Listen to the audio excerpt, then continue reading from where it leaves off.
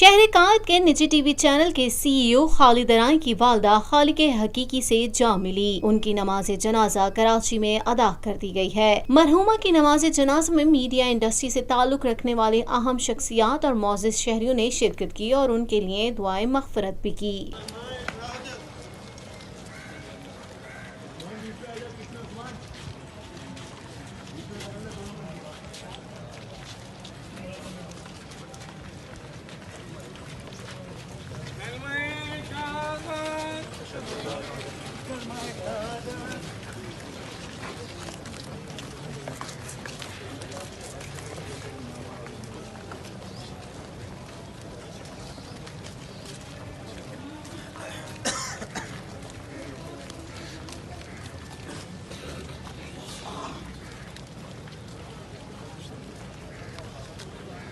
पाकिस्तान में पहली मर्तबा हालात हाजरा के मुख्तसर मगर जामे प्रोग्राम्स, खबरों, तबसरों के अलावा दीगर समाजी, तिजारती, सकाफती, तफरीही, मालूमाती, मजहबी, तालीमी, सेहत और बच्चों के प्रोग्राम्स सिर्फ TNN TV पर।